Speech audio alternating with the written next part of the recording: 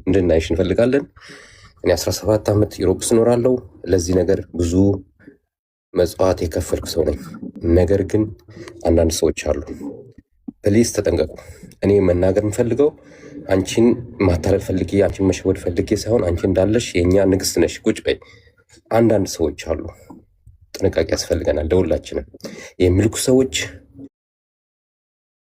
ሌሊት ቀን ሰርቶ ነው ከአውሮፓ የሚልኩት፣ ኖሯቸው አይደለም።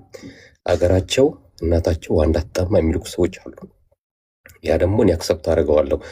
ግን ለእያንዳንድ ኢትዮጵያ የሚደርስብን ነገር አለ። ማድረግ የምንችለው እናደርጋለን። ፕሊዝ ግን ኢትዮጵያ ውስጥ ቁጭ ብላችሁ በቲክቶክ ላይ እኛን አታታሉ። እኛ ሌሊት ቀን ሰርተን ነው የምንልከው። ከ3 ቀን በፊት ጽፌልሽ ነበር፣ ከታች አላየሽውም። እኔ ከ3 ቀን በፊት ከአንቺ በፊት እኔ ቤት ተከፍቶ ነበር የጉዳይ በዚህ ጉዳይ እኔ የሚችለውን እስከ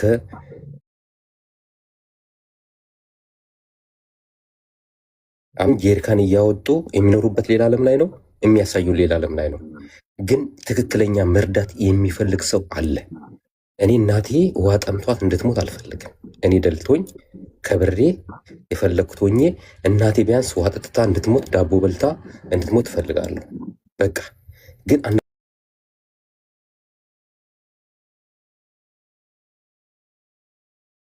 ሰድብ ያለው አላይ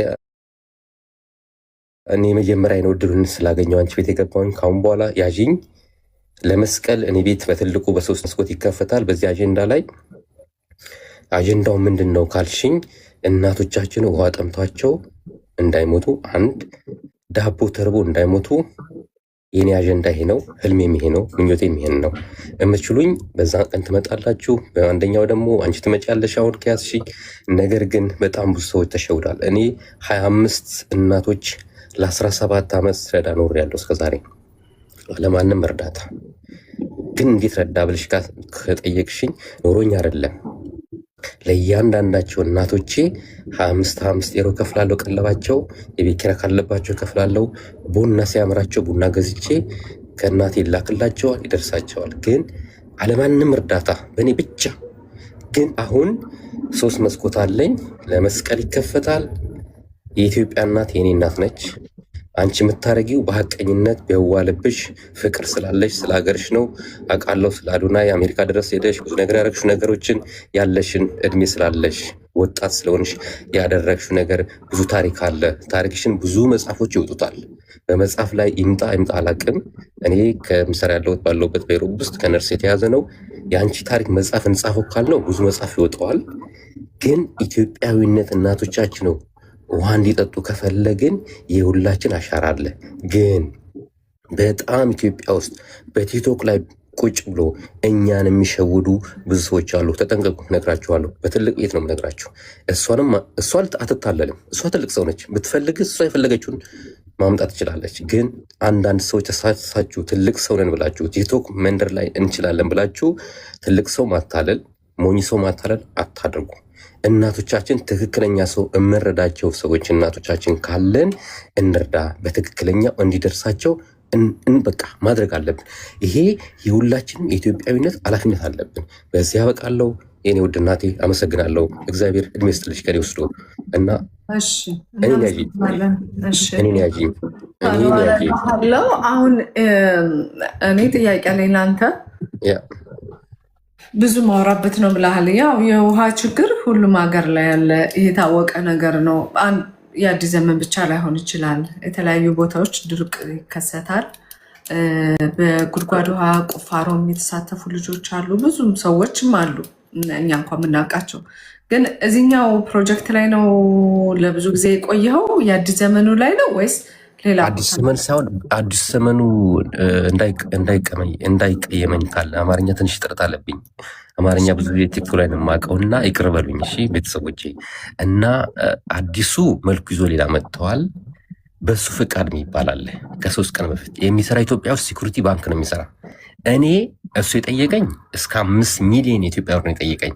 5 ሚሊዮን አልሰጥህም፣ እኔ ግን እንዳንድ ኢትዮጵያ የሚደርስብኝ ይከፍላለሁ። በራሴ ፍቃደኝነት 500 ሺህ ብር ኢትዮጵያ ሰጣለሁ አልኩት። ለምን አለኝ። እኔ ኢትዮጵያ አማራም ሳትሆን ኦሮሞም ሳትሆን ትግሬም ሳትሆን ማንም እናቶቻችን ደቡብም ውሃ እንዲጠጡ ስለምፈልግ አንተ የጠየከኝ ያንን ነው። እሱን አልችልም። 500 ሺህ ብር በራሴ ፈቃድ እሰጥሃለሁ። ግን አልኩት እውነቱ ከሌለ ምን ከሌለ ዓለም ላይ አስወጣሃለሁ ብዬ ነግሬዋለሁ አስረግጬ።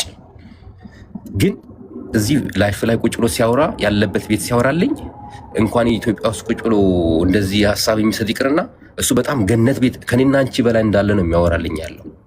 እኔ 17 ዓመቴ ነው። ዩሮፕ ውስጥ ያለሁት ነርስ ነኝ፣ ዶክተር ነኝ። በስራዬ ላይ የማገኘው የራሴ ገቢ አለ። ግን ከሰው አለ ምንም ለሰውም አልሰጥም። ግን ለእናቶቼ ግን ዝግጁ ነኝ ለመርዳት። እሱም ብቻ አይደለም እናቶቼ ከዚህ በፊት ረጅም ስለምኖር ነው። አሁን የመጡብኝ ከየት መጡ ብትኝ እናቶቻችን ከጎንደር ከደቡብ ጎንደር ከፒያሳ ጎንደር እናቶቻችን ጄሪካን ይዘው እየለመኑ የሚሉ ሰዎች በጣም እየበዙ ነው። ከየት እንደመጡ አላውቅም። እኔ አንቺ እንድትሸወድ አልፈልግም። እውነቱ ግን ይዞ ከመጣ ግን እኔ እሺ አቤል ጥሩ መረጃ ነው። ብዙ አጭበርባሪዎች አሉ እዚህ ሚዲያ ላይ።